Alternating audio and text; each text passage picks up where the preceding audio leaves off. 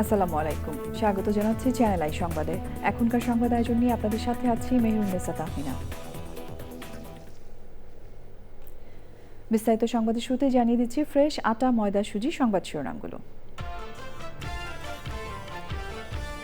12ই March নতুন সংসদের প্রথম অধিবেশন। শাহজালাল বিমানবন্দরের তৃতীয় টার্মিনাল দ্রুত চালুর উদ্যোগ নিতে প্রধানমন্ত্রীর নির্দেশ। রাজধানীর উত্তরায় গৃহকর্ত্রীর মৃত্যুর ঘটনায় গৃহকর্মী গ্রেফতার, তার বিরুদ্ধে 5টি মামলা থাকা ও পেশাদার চুরির সাথে জড়িত থাকার তথ্য।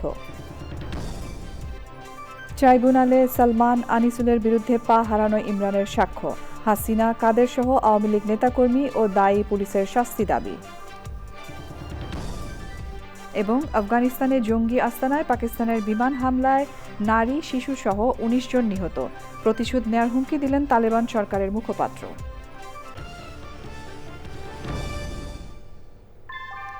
ভূমিকম্প সহনীয় মোস্ট ডিউরেবল দেশের প্রথম থার্মেক্স রড সালাম স্টিল। সালাম স্টিল বোঝে ডিউরেবিলিটি। সালাম স্টিল, মোস্ট ডিউরেবল স্টিল।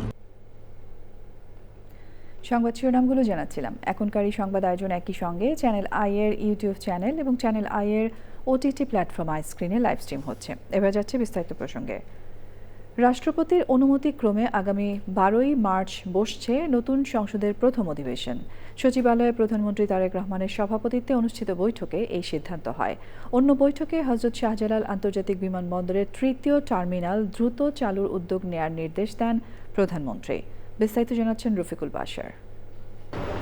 জাতীয় সংসদ নির্বাচনের ফলাফলের গেজেট প্রকাশের 30 দিনের মধ্যে রাষ্ট্রপতিকে নতুন সংসদের প্রথম অধিবেশন আহ্বান করতে হয়। প্রধানমন্ত্রীর লিখিত পরামর্শ অনুযায়ী রাষ্ট্রপতি এই সিদ্ধান্ত নেন। 12ই ফেব্রুয়ারি ত্রয়োদশ জাতীয় সংসদ নির্বাচনের পর 13ই ফেব্রুয়ারি সংসদ সদস্যদের গেজেট প্রকাশ করা হয়।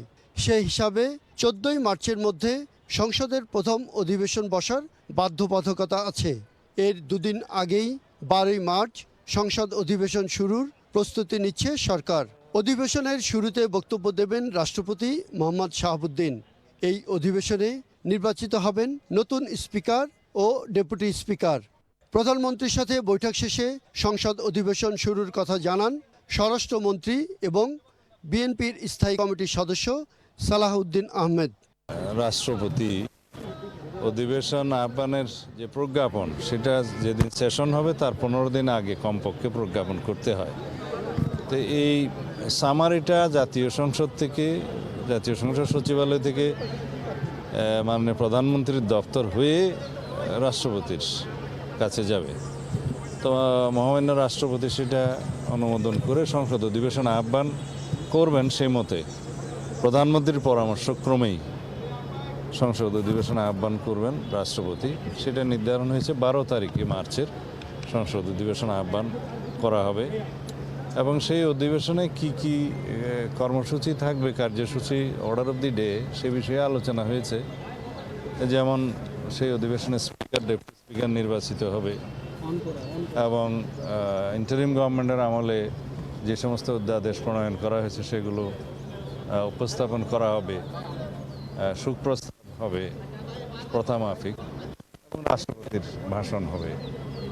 আর অন্যান্য যে সমস্ত বিষয় থাকবে সেগুলো পার্লামেন্টের রেগুলার যেগুলো জব সেগুলো হবে।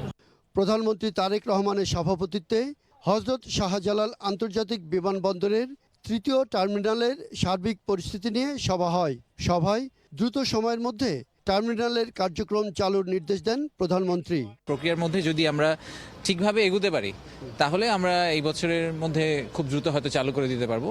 বাট এখনও নেগোসিয়েশনের অনেক আইটেমই বাকি আছে। সেটা নিয়ে আজকে আলোচনা হলো, ওনাকে প্রধানমন্ত্রীকে ব্রিফ করা হলো যে আসলে এই পুরো 2019-এর কনস্ট্রাকশন শুরু থেকে শুরু করে এখন পর্যন্ত কীভাবে জিনিসটা এগিয়েছে। এখন আজকে আলাপ আলোচনা হলো, ইনভেস্টিগেশন হবে, কিভাবে এটাকে আমরা তাড়াতাড়ি করতে পারি সেটা নিয়ে কাজ চলছে। এখন নির্দিষ্ট কোনো টাইম দেওয়া যাবে না। সরকারের কর্মপরিকল্পনা ঠিক করতে অর্থমন্ত্রী আমির খসরু মাহমুদ চৌধুরী, উপদেষ্টা নজরুল ইসলাম খান সহ অন্যদের নিয়ে বৈঠক করেন প্রধানমন্ত্রী। ক্লোজ ডোর মিটিং, এটা ওনারা বলবেন। আমি তো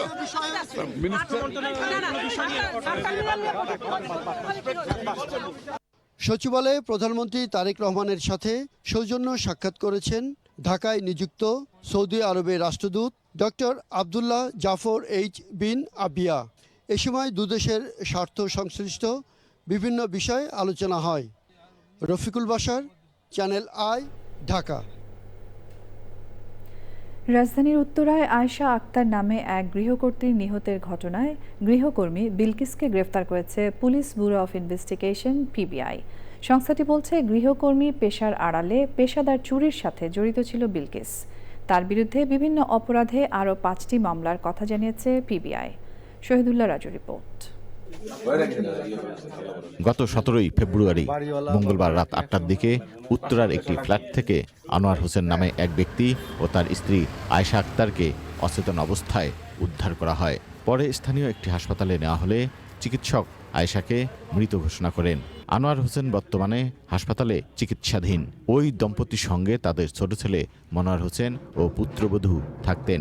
তবে ঘটনার সময় তারা বাসায় ছিলেন না। পুলিশ বলছে, চেতনানাশক মেশানো পানি খাইয়ে তাদের অচেতন করেন গৃহকর্মী। এ ঘটনার পরপরই পালিয়ে যায় গৃহকর্মী বিলকিস। সিসিটিভি ফুটেজে দেখা যায়, ঘটনার দিন সকাল 9টার দিকে বিলকিস বাসায় প্রবেশ করে এবং 2:30 বাসা থেকে বের হয়ে যায়। ঘটনার মাত্র 3 দিন আগে একজন পরিচ্ছন্নতা কর্মী ও বাসার কেয়ারটেকারের মাধ্যমে ওই গৃহকর্মীকে নিয়োগ দেওয়া হয়েছিল। তবে নিজের ভুয়া নাম ও পরিচয় দিয়েছিল বিলকিস। ভুক্তভোগীর স্বজনরা জানিয়েছে, পরিচয়পত্র চাওয়া হলে পরে দেওয়ার কথা জানায় সে। বৃহস্পতিবার ওই গৃহকর্মীকে গাজীপুর থেকে গ্রেপ্তার করে পিবিআই। গৃহ যে কর্ত্রী এবং তার যে হাজব্যান্ড, তাদেরকে সে চেতনানাশক ব্যবহার করেছে, সে ট্যাবলেট ব্যবহার করেছে এক ধরনের, সে এইভাবে লুটপাট করেছে এবং গোল্ডগুলা কোথায় বিক্রি করেছে ইত্যাদি তথ্য সে আমাদেরকে দিয়েছে। গৃহকর্মী নিয়োগের ক্ষেত্রে নাম, ঠিকানা ও এনআইডি যাচাই করে নেওয়ার পরামর্শ দিয়েছে পিবিআই। এই ধরনের ঘটনা রিপিটেশন হচ্ছে। সকল নাগরিকের দৃষ্টি আকর্ষণ করছি যে বিশেষ করে যখন আপনারা গৃহকর্মী নিয়োগ দিবেন, এনআইডি সংরক্ষণ করার চেষ্টা করবেন, সেটা নিশ্চিত করবেন। অনেক সময় এনআইডিগুলো ফলস ফেব্রিকেটেড হয়, তাদের ছবি রাখার চেষ্টা করবেন, পরিচিত নিকটজনদের সম্পর্কে ভেরিফাই করবেন। অভিযুক্ত বিলকিসের বিরুদ্ধে প্রায় 32 ভরি স্বর্ণালংকার ও 1 লাখ টাকা চুরির অভিযোগ করেছেন ভুক্তভোগীর স্বজনরা। Shahidullah Raju, channel I, Dhaka. মানবতাবিরোধী অপরাধের মামলায় সালমান এফ রহমান ও আনিসুল হকের বিরুদ্ধে প্রথম সাক্ষ্য দিয়েছেন গুলিতে এক পা হারানো ইমরান হোসেন ও শহীদ সিফাতের বাবা কামাল হাওলাদার। পা হারানো ও সন্তান শহীদ হওয়ার ঘটনায় শেখ হাসিনা, ওবায়দুল কাদের, আনিসুল হক, সালমান এফ রহমান সহ আওয়ামী লীগের নেতাকর্মী ও পুলিশকে দায়ী করেন তারা। সেই সাথে দায়ী ব্যক্তিদের শাস্তি দাবি করেন সাক্ষীরা। মাজহারুল হক মান্নার রিপোর্ট। জুলাই গণঅভ্যুত্থানের সময় সংঘটিত মানবতাবিরোধী অপরাধের মামলায় সালমান এফ রহমান ও আনিসুল হকের বিরুদ্ধে 10 ফেব্রুয়ারি সূচনা বক্তব্য উপস্থাপনের মাধ্যমে আনুষ্ঠানিকভাবে বিচার কাজ শুরু হয়। এই মামলায় মোট 28 জন সাক্ষী। প্রথম দিন সাক্ষ্য দেন গুলিতে এক পা হারানো ইমরান হোসেন ও শহীদ সিফাতের বাবা কামাল হাওলাদার। মোহাম্মদ ইমরান হোসেন, তিনি একটি ছোট্ট চাকরি করেন মিরপুর 11 নম্বরে। সেই চাকরির সুবাদে তিনি গিয়েছিলেন ওই দিন এবং ফেরার পথে তিনি আন্দোলনকারীদের আশ্রয় নিয়েছিলেন। ঠিক তখন পুলিশের ছোড়া একটি গুলি ওনার পায়ে লাগে এবং পরবর্তীতে ওনার পা কেটে ফেলতে হয়েছে। উনি আজকে ট্রাইব্যুনালে এসে সাক্ষ্য দিয়েছেন। সিফাত যখন দেখতে পায় যে মিরপুর 10 নম্বর গোলচক্করে তারই কিছু সহপাঠীরা আন্দোলন করছে, তখন সে দৌড়িয়ে গিয়ে ওই আন্দোলনকারীদের সাথে মিশে যায়। তখন 3 দিক থেকে আওয়ামী লীগের 3টি মিছিল আসে, আন্দোলনকারী ছাত্রদের লক্ষ্য করে নির্বিচারে গুলি বর্ষণ করে। তার একটি গুলি সিফাতের মাথায় লেগে ওখানেই সে মারা যায়। দায়ীদের চিহ্নিত করে শাস্তি দাবি করেন সাক্ষীরা। ছাত্র জনতাকে হত্যা করা হয়েছে, তার জন্য দায়ী তৎকালীন প্রধানমন্ত্রী শেখ হাসিনা, তৎকালীন আওয়ামী লীগ এবং সরকারের ঊর্ধ্বতন নেতৃবৃন্দ। তার মধ্যে বলেছেন স্বরাষ্ট্রমন্ত্রী আসাদুজ্জামান খান কামাল, বলেছেন ওবায়দুল কাদের সাহেবের নাম। অন্যতমভাবে ওনারা বলেছেন যে তৎকালীন সরকারের প্রধানমন্ত্রীর উপদেষ্টা জনাব সালমান এফ রহমান এবং আইনমন্ত্রী আনিসুল হক। যাত্রাবাড়িতে ইমাম হোসেন তাইম হত্যা মামলায় সাবেক ডিএমপি কমিশনার হাবিবুর রহমান, যাত্রাবাড়ি থানার সাবেক ওসি আবুল হাসান সহ 11 জনের বিরুদ্ধে আনুষ্ঠানিক অভিযোগ গঠন করে বিচার শুরুর নির্দেশ দিয়েছেন ট্রাইব্যুনাল 2। সাক্ষ্য গ্রহণ 29 March. Mazharul Haque Manna, channel I, Dhaka. Bangladesh সেনাবাহিনীর শীর্ষস্থানীয় পদগুলোতে রদবদল হয়েছে। রোববার সেনা সদর থেকে এই সংক্রান্ত আদেশ জারি করা হয়। সশস্ত্র বাহিনী বিভাগের বর্তমান principal staff officer lieutenant general SM Kamrul হাসানকে পররাষ্ট্র মন্ত্রণালয়ে বদলি করা হয়েছে। নতুন প্রিন্সিপাল স্টাফ অফিসার হিসেবে নিয়োগ পেয়েছেন মেজর জেনারেল মীর মুশফিকুর রহমান। এর আগে তিনি 24 পদাতিক ডিভিশনের GOC ছিলেন। সেনাবাহিনীর চিফ অফ জেনারেল স্টাফ হিসেবে নিয়োগ পেয়েছেন লেফটেন্যান্ট জেনারেল মাইনুর রহমান। এর আগে তিনি আর্ট ডকের GOC ছিলেন। এছাড়া মেজর জেনারেল JM ইমদাদুল ইসলামকে 55 পদাতিক ডিভিশন থেকে ইস্ট বেঙ্গল রেজিমেন্টাল সেন্টারে বদলি করা হয়েছে। আবার ইস্ট বেঙ্গল রেজিমেন্টাল সেন্টারের কমান্ড্যান্ট মেজর জেনারেল ফেরদৌস হাসানকে 24 পদাতিক ডিভিশনের GOC করা হয়েছে। DGFI এর প্রধান হয়েছেন ব্রিগেডিয়ার জেনারেল কায়সার রশিদ চৌধুরী। তিনি সেনা সদর দপ্তরে কর্মরত ছিলেন। দিল্লিতে বাংলাদেশ হাই কমিশনে কর্মরত ব্রিগেডিয়ার জেনারেল মোহাম্মদ হাফিজুর রহমানকে মেজর জেনারেল পদে পদোন্নতি দিয়ে 55 পদাতিক ডিভিশনের GOC করা হয়েছে। ইঞ্জিনিয়ার সাহেব, বাড়ির ডিজাইন তো হলো, কিন্তু কোন রড দিয়ে বাড়ি বানাবো? অবশ্যই আকিজ ইস্পাত। কেন? কারণ সাধারণ 500W রডের yield strength 500 MPa, tensile strength 575 MPa। ভালো মানের 500W রডের টেনসাইল স্ট্রেংথ 625 MPa। আর সর্বোচ্চ গুণগত মানের আকিজ ইস্পাতের টেনসাইল স্ট্রেংথ 700 MPa, অর্থাৎ ভালো মানের রডের থেকেও 12% বেশি। মানে অধিক শক্তিশালী আর দীর্ঘস্থায়ী। এছাড়াও বাংলাদেশে একমাত্র আকিজ ইস্পাত ফ্যাক্টরিতেই রয়েছে advanced quality control and R&D lab, যেখানে সম্পূর্ণ অটোমেটিক পদ্ধতিতে রডের মাইক্রোস্কোপিক স্ট্রাকচার পর্যবেক্ষণ করে সর্বোচ্চ গুণগত মান নিশ্চিত করা হয়। বুঝেছি। এখনই অর্ডার করছি অধিক শক্তিশালী আকিজ ইস্পাত। আকিজ ইস্পাত, কমিটেড টু কোয়ালিটি। আফগানিস্তানে কয়েকটি জঙ্গি আস্তানায় পাকিস্তানের বিমান হামলায় নারী, শিশু সহ 19 জন নিহত হয়েছে। তালেবান সরকারের মুখপাত্র জবিউল্লাহ মুজাহিদ এই তথ্য জানিয়ে বলেছেন, আফগানিস্তান এর প্রতিশোধ নেবে। পাকিস্তানের সাম্প্রতিক বোমা হামলার প্রতিক্রিয়ায় এই হামলা চালানো হয়েছে বলে জানিয়েছে ইসলামাবাদ। সুদীপ্তা মাহমুদের রিপোর্ট।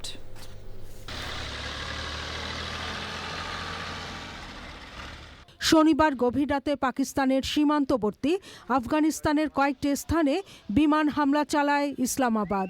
পাকিস্তান বলছে, সুনির্দিষ্ট গোয়েন্দা তথ্যের ভিত্তিতে তেহরিকে তালেবান পাকিস্তান TTP ও এর সহযোগী সংগঠন IS-এর 7টি ঘাঁটি এবং গোপন আস্তানা লক্ষ্য করে হামলা চালানো হয়েছে। এছাড়া ইসলামিক স্টেট সংশ্লিষ্ট একটি সংগঠনের ক্যাম্পেও হামলা চালানো হয়। আফগানিস্তানের পাকতিকা প্রদেশের একটি মাদ্রাসায় ড্রোন হামলা চালিয়েছে পাকিস্তান। অন্য হামলাটি হয়েছে নানগারহার প্রদেশে।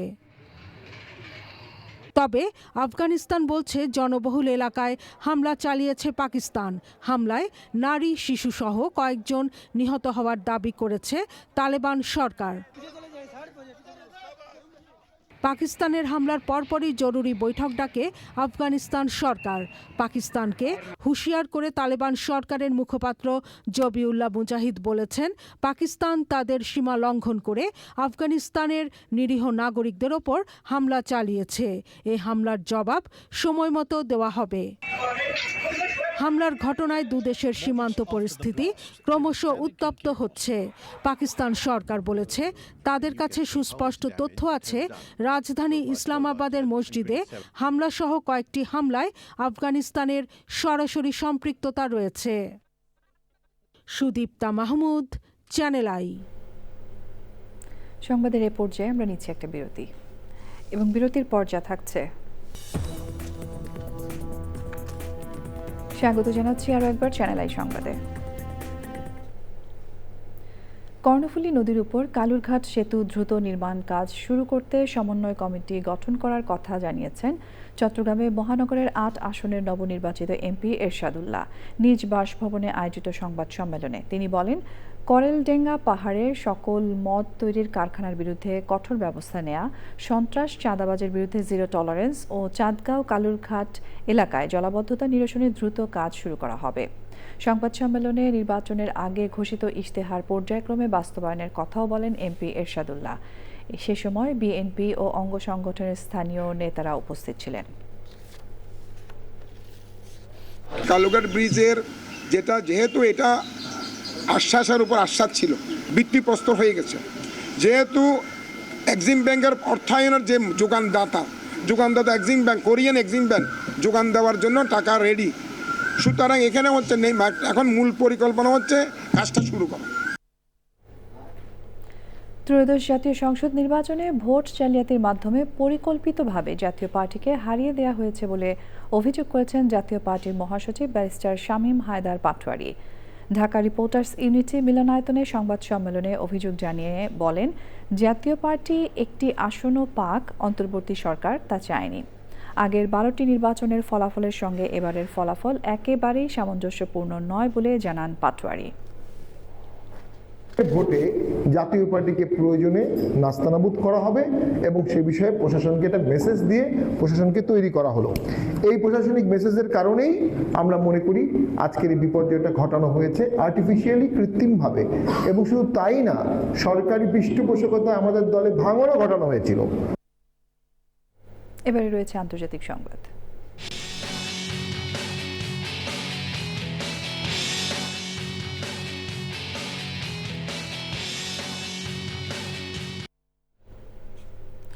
জানুয়ারি মাসে ইরানে ভয়াবহ দমন পীড়নের পর প্রথমবারের মতো সরকার বিরোধী বিক্ষোভ করেছে শিক্ষার্থীরা। শনিবার রাজধানী তেহরানে শরীফ বিশ্ববিদ্যালয় ক্যাম্পাসে শিক্ষার্থীরা বিক্ষোভ করলে সরকার সমর্থকদের সঙ্গে সংঘর্ষ হয়।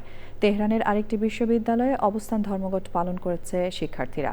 জানুয়ারিতে গণবিক্ষোভে নিহত হাজার হাজার ব্যক্তির স্মরণে এই বিক্ষোভ করে শিক্ষার্থীরা। রোববারও সমাবেশের ডাক দেয়া হয়েছে। শিক্ষার্থীরা এমন সময়ে আবারও বিক্ষোভ শুরু করেছে যখন যুক্তরাষ্ট্র ইরানে হামলার প্রস্তুতি নিচ্ছে। মার্কিন প্রেসিডেন্ট ডোনাল্ড ট্রাম্পের ফ্লোরিডার বাসভবন মার-এ-লাগোতে অবৈধভাবে প্রবেশের চেষ্টার সময় নিরাপত্তা বাহিনীর গুলিতে এক ব্যক্তি নিহত হয়েছে। স্থানীয় সময় রাত 1:30টার দিকে এই ঘটনা ঘটে। যুক্তরাষ্ট্রের নিরাপত্তা বাহিনী জানিয়েছে, বাড়ির উত্তর ফটকের কাছে ওই ব্যক্তিকে সন্দেহজনকভাবে ঘোরাফেরা করতে দেখা যায়। তার কাছে একটি শটগানের মতো অস্ত্র ছিল বলে ধারণা করা হয়েছে। পরে এক ডেপুটি কর্মকর্তার সঙ্গে ওই ব্যক্তির মুখোমুখি সংঘর্ষ হয়। এ সময় গুলি চালানো হলে ওই ব্যক্তি নিহত হন। তার পরিচয় এখনও প্রকাশ করা হয়নি। ঘটনার সময় ট্রাম্প ওয়াশিংটন ডিসিতে ছিলেন। সংবাদের এ পর্যায়ে আমরা নিচ্ছি আরও একটা বিরতি, এবং বিরতির পর খেলার খবরে যা থাকছে। ঝাড়ু হাতে বাগেরহাটের মোরেলগঞ্জের রাস্তা পরিষ্কার করে পরিচ্ছন্নতা অভিযান উদ্বোধন করেছেন এমপি আব্দুল আলিম। কর্মসূচিতে তিনি জানান, পরিচ্ছন্ন ও সুন্দর পরিবেশ করতে সবাইকে সমন্বিতভাবে কাজ করতে হবে। বিডি ক্লিনের উদ্যোগে মোরেলগঞ্জের সরকারি Siraj Uddin Memorial college road থেকে শহরের বিভিন্ন সড়কে পরিচ্ছন্নতা অভিযান চালানো হয়। কর্মসূচিতে রাজনৈতিক নেতাসহ স্থানীয়রা উপস্থিত ছিলেন। এবার জানাবো খেলার খবর। 12ই মার্চ নতুন সংসদের প্রথম অধিবেশন। শাহজালাল বিমানবন্দরের তৃতীয় টার্মিনাল দ্রুত চালুর উদ্যোগ নিতে প্রধানমন্ত্রীর নির্দেশ। রাজধানীর উত্তরায় গৃহকর্ত্রীর মৃত্যুর ঘটনায় গৃহকর্মী গ্রেফতার। তার বিরুদ্ধে 5টি মামলা থাকা ও পেশাদার চুরির সাথে জড়িত থাকার তথ্য। ট্রাইব্যুনালে সালমান আনিসুলের বিরুদ্ধে পা হারানো ইমরানের সাক্ষ্য। হাসিনা, কাদের সহ আওয়ামী লীগ নেতাকর্মী ও দায়ী পুলিশের শাস্তি দাবি। এবং আফগানিস্তানের জঙ্গি আস্তানায় পাকিস্তানের বিমান হামলায় নারী, শিশু সহ 19 জন নিহত। প্রতিশোধ নেয়ার হুমকি দিলেন তালেবান সরকারের মুখপাত্র।